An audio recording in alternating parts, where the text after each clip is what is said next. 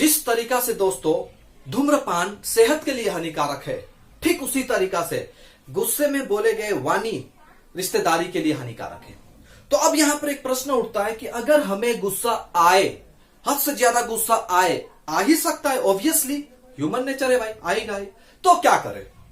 तो दोस्तों जब भी आपको गुस्सा आए, आपको एक ही काम करना है कि आपको चुप रहना है, मौन व्रत रखना है, कुछ बात ही नहीं करना है, कुछ भाषा का प्रयोग ही नहीं करना है, और अगला पार्टी कुछ भी बोले आपको सुन के अनसुना कर देना है, उस जगह आपको बहरा बन जाना है।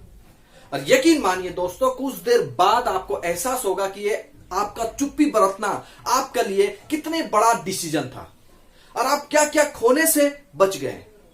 दो चीज मैं आपको बताऊंगा जिससे अगर गुस्से के वक्त अगर आप चुप्पी बरतते हैं तो आपको दो चीज का बहुत बड़ा फायदा होगा।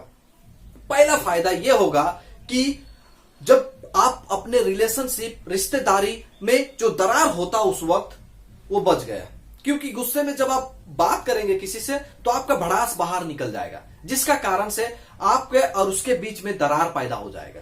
वो सोचने लगेगा इसको तो मैं ऐसा लड़का समझता था, अच्छा समझता था, लेकिन इसने मुझे ऐसा बोल दिया, मैं इनसे इतने साल का बड़ा हूं, इसको मैंने ये सिखाया था, वो सिखाया, इसके लिए इतना किया, फिर भी इसने मुझे ऐसा बोल दिया।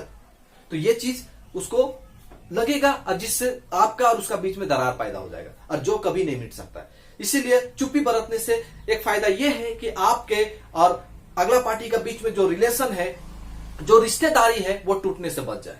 सेकेंड पॉइंट, आपका इमेज, आपका रेपुटेशन, आपका इज्जत सातवें आसमान पे हो जाएगा। क्यों?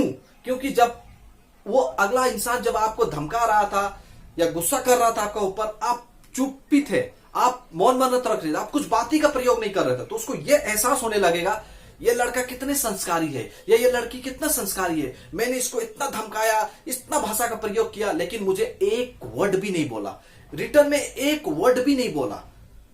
तो इससे क्या हुआ? आपको दो फायदा हुआ। पहला, रिश्तेदारी खोने से बच गए। दूसरा, आपका इज्जत, आपका इमेज सातवें आसमान पे हो गया।